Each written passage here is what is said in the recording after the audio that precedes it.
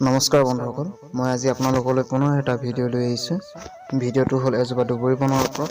দুবৰি বনজোপাৰ পৰা আমি কেনেদৰে উপকৃত হ'ব পাৰোঁ তাৰ ওপৰত।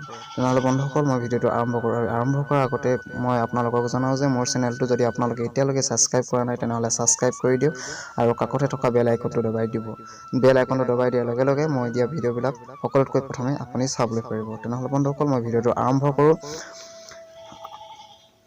আমাৰ সদ্যহতে চলি থকা এটা খুব প্ৰয়োজনীয় দৰৱৰ বিষয়ে ক'ব ওলাইছোঁ, যাৰ চুলি সৰে। প্ৰায় মানুহৰে চুলি সৰা দেখা পোৱা যায়। তেওঁলোকে এটা যদি দৰৱ লগায় তেনেহ'লে উপকৃত হ'ব। এটা পাত্ৰত 1 লিটাৰ নাৰিকলৰ তেল কম তাপত গৰম কৰি ল'ব। তাৰপিছত দুবৰি বনৰ ৰস 2 মিলিলিটাৰ সম্পূৰ্ণ তেলত মিহলাই পুনৰ গৰম কৰক। জুইৰ পৰা নমাই চেকি সংৰক্ষণ কৰি ৰাখিব।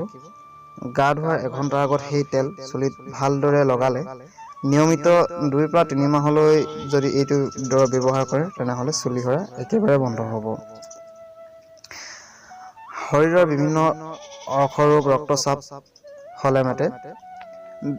এই ক্ষেত্ৰত দুবৰি বনৰ ৰসৰ লগত কেঁচা গাখীৰ মিহলাই খাব লাগে আৰু খালে সেই ৰোগৰ পৰা পৰিত্ৰাণ পাব পৰা যায়। যদি আপোনাৰ বমি বমি ভাৱ আহে তেনেহ'লে দুবৰি বনৰ ৰসৰ পৰা 2 পৰা 3 চামুচ 1 চামুচ চেনিৰ লগত মিহলাই 1 ঘণ্টাৰ পিছে পিছে খাব লাগে। তেতিয়া বমি বন্ধ হ'ব। শ্বেতপদ্ৰজনিত দুৰ্বলতাত দুবৰি বন আৰু কেঁচা হালধিৰ ৰস সপৰিমাণে মিহলাই খালে ৰোগীৰ দুৰ্বলতা কমি যায়। প্ৰস্ৰাৱ কৰাত কষ্ট অৰ্থাৎ পাথৰ হ'লে দুবৰি বনৰ ৰস, গাখীৰ আৰু পানীৰে মিহলাই খালে ভাল ফল পোৱা যায়।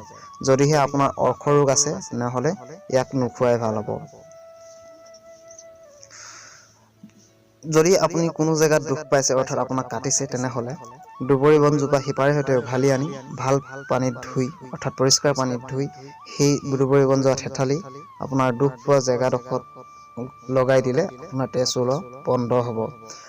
দুবৰি বন চৰ্দি কাহৰ সমস্যাও দূৰ কৰে আৰু নানা ধৰণৰ বেমাৰো দূৰ কৰে।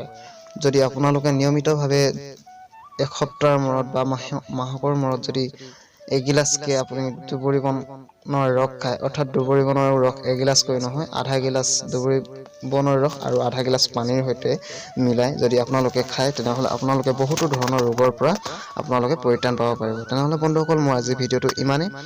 কেনেকুৱা লাগিলে কমেণ্ট বক্সত জনাবলৈ কিন্তু নাপাহৰিব।